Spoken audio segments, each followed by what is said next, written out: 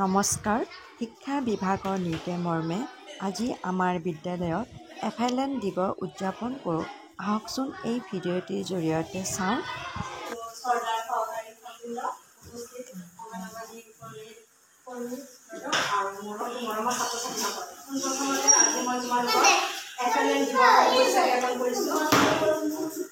বিভাগীয় নিৰ্দেশনা অনুসৰি এই সপ্তাহটো আমাৰ শিক্ষা সপ্তাহ হিচাপে উদযাপন কৰিব দিছে আৰু এই শিক্ষা সপ্তাহৰ প্ৰতিটো দিনটোৰে আমাৰ কাৰ্যসূচী বেলেগ বেলেগ দিছে। যোৱাকালি আমি PLM মেলা অনুষ্ঠিত কৰি আজি আমাৰ উদযাপন কৰিব দিছে কি FLN দিৱস, নিপুণ অসম FLN দিৱস। নিপুণ অসম হ'ল ৰাষ্ট্ৰীয় শিক্ষা নীতিৰ অধীনত এক নতুন মিছন। নিপুণ ভাৰত মিছনৰ মূল উদ্দেশ্য হৈছে বুনিয়াদী সাক্ষৰতা আৰু সাংখ্যিকতা, য'ত 3 বছৰৰ পৰা 9 বছৰৰ ছাত্ৰ-ছাত্ৰীক সাঙুৰি লোৱা হৈছে। নিপুণ ভাৰতৰ পৰাই নিপুণ অসম। আমাৰ অসমত 2021 চনৰ 16 নৱেম্বৰত সন্মানীয় মুখ্যমন্ত্ৰী ডক্টৰ হিমন্ত বিশ্ব শৰ্মা দেৱ ডাঙৰীয়াই লঞ্চ কৰিছিল। আৰু এই নিপুণ অসমৰ মুখ্য উদ্দেশ্য আছিল 3 বছৰৰ পৰা 9 বছৰ অৰ্থাৎ প্ৰাক-প্ৰাথমিক স্তৰৰ পৰা 3য় শ্ৰেণীলৈ সকলো ছাত্ৰ-ছাত্ৰীয়ে 2026-27 চনৰ ভিতৰত সাংখ্যিকতা আৰু সাক্ষৰতা অৰ্থাৎ আখৰৰ জ্ঞান আৰু সংখ্যাৰ জ্ঞান সম্পূৰ্ণভাৱে আয়ত্ত কৰিব লাগিব।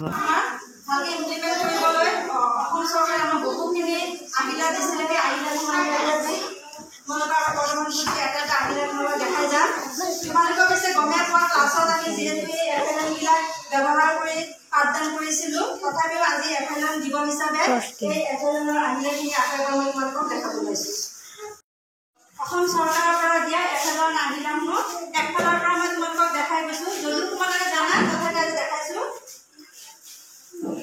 এই আহিলাকেইটাৰ নাম হ'ল নাম্বাৰ বেলেঞ্চিং। এইটোত আমি নাম্বাৰবিলাক আমি বেলেঞ্চ কৰিব পাৰোঁ। এইটো চাইছে ন, 1ৰ পৰা 10 লৈকে আছে, এইফালে 1ৰ পৰা 10 লৈকে আছে।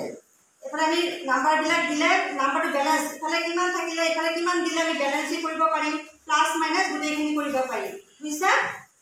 তাৰপিছত আৰু এটা আছে, এইটো হ'ল কি মণিকলা। এইটো দিয়ে আমি কি নাম্বাৰ সংখ্যাবিলাক ধাৰণাবিলাক আমি পাব পাৰোঁ। 1, 10, 100 এনেকৈ আমি হাজাৰলৈকেও পাৰোঁ। তোমালোকৰ ক্লাছত শিকা হৈছে এইবিলাক, তোমালোকে জানাই। তাৰপিছত আৰু এটা আছে জেমেট্ৰি কিট বুলি কয়। এইটো আমি ক্লাছত কৰিছিলো ন।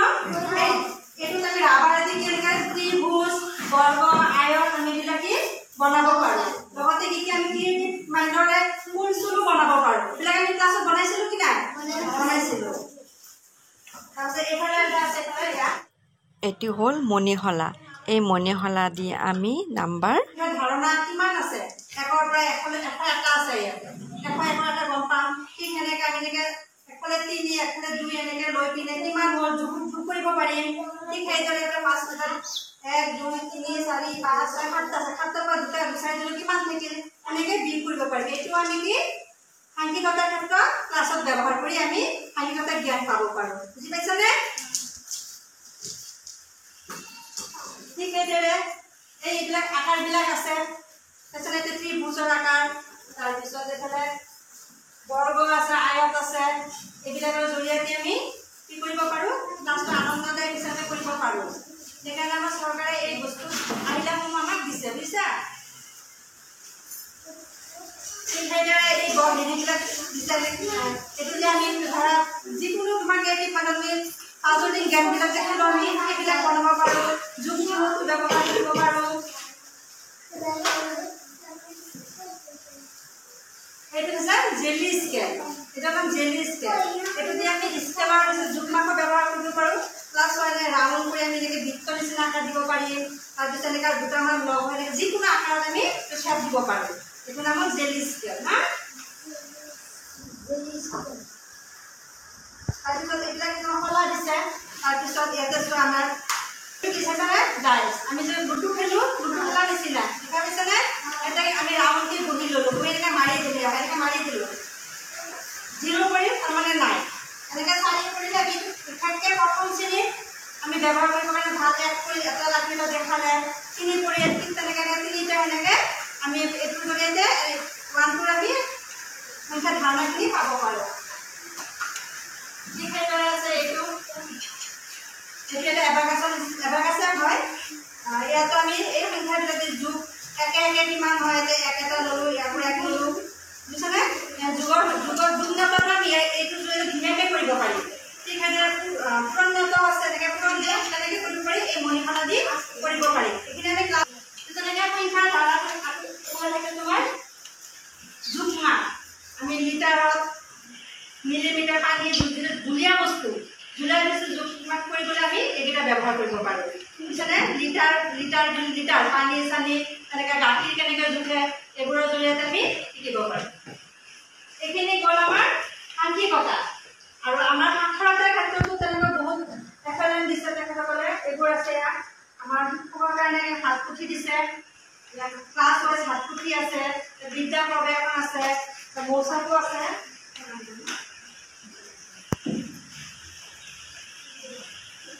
মৌচাক আছে, এইবিলাক আমি অলৰেডি ক্লাছত ব্যৱহাৰ কৰিছোঁ। প্ৰতিটো ক্লাছতে 1 পৰা 3 লৈকে ব্যৱহাৰ কৰা হৈছে, তোমালোকে জানাই এইখিনি। পিছত আৰু এইফালে সাক্ষৰতাৰ ক্ষেত্ৰত আমাৰ এইবিলাক শব্দ কাৰ্ড দিছে। এই ছবি চাই আমি শব্দবোৰ পঢ়িব পাৰোঁ। কিতাপত পঢ়িলে সঁচাকৈ মনত নাথাকে, হয়নে নহয়? কিন্তু শব্দ কাৰ্ডবিলাক যেতিয়া আমি ব্যৱহাৰ কৰি পঢ়োঁ, আমাৰ কি মনত থাকে, পঢ়াটো ভাল লাগে, নতুনত্ব পোৱা যায়। সেইকাৰণে এই শব্দ কাৰ্ডবোৰ দিছে যাতে সহজে আমি এইবিলাক শিকিব পাৰোঁ। বৰ্ণ কাৰ্ডো আছে, তেনেকৈ কাৰ্ড দিছে। এই বৰ্ণ কাৰ্ডবিলাকৰ জৰিয়তে আমি বৰ্ণবিলাক শিকিব পাৰোঁ, বুজিছানে? এইবোৰ আমি গ্ৰুপ বনাইও কৰিব পাৰোঁ প্ৰজেক্ট আকাৰত।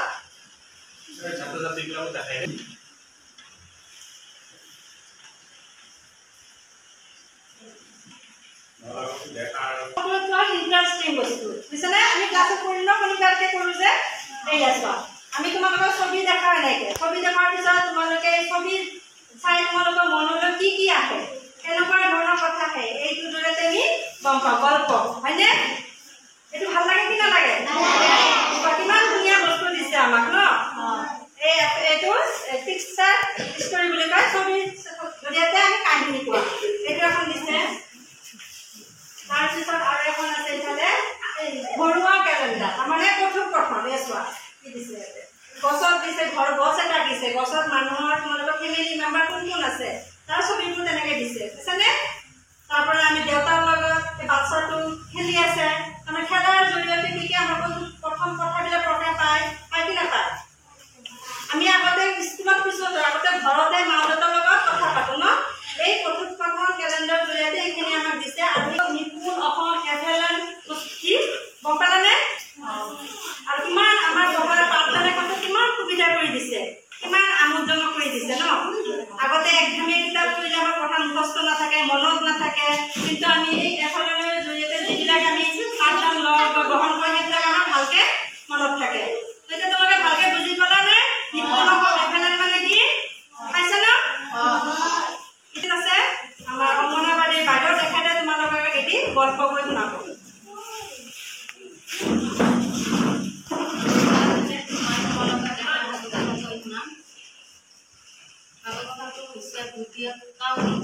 সেইদিনাখন এটা কাউৰীয়ে কি কৰিছিল, আকাশেদি উৰি আছিল। তেতিয়া কাউৰীজনী বৰ পিয়াহ লাগিছিল। গছ এডালত তেওঁ বহি আছিল। বহি থাকি তেওঁ কি কৰিলে, এটা পানীৰ কলহ দেখা পালে। তেতিয়া পানীৰ কলৰ পৰা তেওঁ পানী কেনেকৈ উঠাই খাব? ওচৰতে কেইটামান কি কৰিলে, শিলগুটি দম দেখা পালে। তেতিয়া তেওঁ মনে মনে ভাবিলে যে শিলগুটি এটা এটাকৈ কি কৰিলে, কলহটোৰ ভিতৰত পেলাই দিলে। তেতিয়া পানীখিনি ওপৰলৈ উঠি আহিল আৰু কাউৰীজনীয়ে কি কৰিলে, হেঁপাহ পেলোৱাই ঠোঁটেৰে পানী খালে। পানীখিনি খাই কাউৰীটোৱে বৰ আনন্দ মনেৰে উৰি গুচি গ'ল। ইয়াৰ পৰা আমি কি বুজিব পাৰি যে বুদ্ধি থাকিলে আমি সকলো কাম সহজতে কৰিব পাৰিম। এইখিনি সাধু কথা কৈ শুনালে ভাল লাগিছে ন? সাধু কথাৰ পৰা এটা নিশ্চয় জ্ঞান পালো যে বুদ্ধি থাকিলে আমি যিকোনো পৰিস্থিতি কি কৰিব পাৰোঁ, ওলাই আহিব পাৰোঁ। সকলোৱে বাইদেউ কাৰণে ধুনীয়াকৈ হাত চাপৰি মাৰা।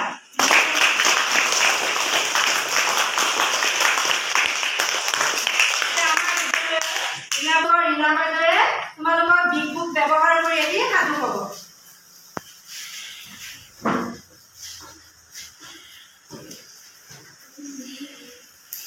নমস্কাৰ ছাত্ৰ ছাত্ৰীসকল, দেখা পাইছানে তোমালোকে? এনে কিবা ছবি দেখা পাইছা? কি দেখিছা? কি দেখিছা? এটা কাছ আৰু এটা শহা। তোমালোকে খৰগোচ কোৱা। শহা। কাছ আৰু শহাৰ বিষয়ে মই এতিয়া তোমালোকে সাধু ক'ম। জানা নেকি তোমালোকে সাধুটো? নাজানা? জানা। অলপ জানা। তাৰমানে কি দুটা কাছ আৰু শহা দুজন বন্ধু আছিল। মানে বন্ধু ফ্ৰেণ্ড তোমালোকে কি বুলি কয় দোস্ত। হয়নে? বন্ধু আছিল। সিহঁত দুটা তোমালোকে যেনেকৈ খেলা কিবা কিবি খেলি থকা নহয় লগৰ ভিতৰতে সিহঁত দুটাই এদিন কি কৰিলে আমি এদিন খেলা খেলো দৌৰ প্ৰতিযোগিতা পাতো বুলি ক'লে। সিহঁত দুটাই আলোচনা কৰিলে যে আমি দৌৰ প্ৰতিযোগিতা পাতিম। এই অকণমান দূৰলৈ এটা জেগা দেখাইছে যে তালৈ আমি কোন আগতে দৌৰি গৈ কোনে প্ৰথম পাম সেয়ে প্ৰথম নহ'ম বুলি সিহঁতে আলোচনা কৰিলে।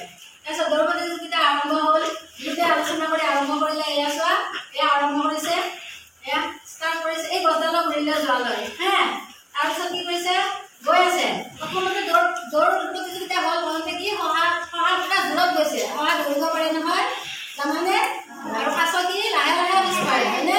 তাৰপিছত শহাই ভাবিছে মই পাৰিমে আৰামছে মই পাৰিম বুলি কৈ দৌৰি গৈছে। গৈ আধা বাট পালে আধা ৰাস্তা পালে পাই চাবা দেই। তাৰপিছত গৈ আছে ই ভাবিছে ৰবা কাছ দেখোন বহুত দূৰত আছে গতিকে মই এটা টোপনি মাৰি যাওঁ।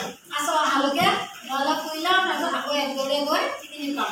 এয়া সি টোপনি মাৰি আছে পুৰা মুখ মেলি শুই আছে। দেখিছানে? দেখিছা?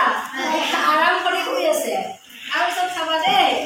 তাৰপিছত কাছ কি কৰিছে লাহে লাহে গৈ আছে। এয়া গৈ আছে ইয়াৰ ওচৰেদি যাব চাবা দেই। এয়া চোৱা ই শুইয়ে আছে হয়নে? এইটো শুইয়ে আছে। কাছ লাহে লাহে গৈ এইয়া জাগাখিনি পাই গ'ল। এয়া চোৱা এই 2 নম্বৰ জাগাখিনি গছ বুলি ভাবিছিলো গছ নহয় জানো এই বস্তুৰ ওচৰলৈকে গৈ পাই এইফালে সাৰ পাই দেখিছে মুখ খুলি দিছে। কি কৰিলো কি নকৰিলো মই হয়নে? তাৰপিছত ই ভাবিছে কি কৰিলো মই এই এলাহ কৰাৰ কাৰণে মই যে এনেকুৱা হ'ল ইফালে কাছ পুৰা মই জিকিলো কৰি দিছে। দেখিছা? এয়া চোৱা হয়নে? তোমালোকৰ জিকিলে কেনে লাগে? ভাল লাগে নহয়? ফূৰ্তি লাগে। এয়া জপি আছে চোৱা কাছ জপি আছে ই হাৰি গ'ল। সেইকাৰণে আমি কি কৰিব লাগে জানানে? আমি এলাহ কৰিব নালাগে। আমি পিছত কৰিম লাহেকৈ কৰিম এই বুলি ভাবিব নালাগে। আমি যিটো কাম কৰোঁ ধুনীয়াকৈ আৰামছে কৰিয়ে গৈ থাকিব লাগে। লাগিলে লাহে লাহে হওক তেতিয়া আমি জিকি যাম। বুজি পাইছা? এই কাহিনীটোৰ পৰা আমি এইখিনিকে বুজি পালোঁ। এনেদৰে আজি আমাৰ বিদ্যালয়ত নিপুণ অসম FLN দিৱস উদযাপন কৰোঁ।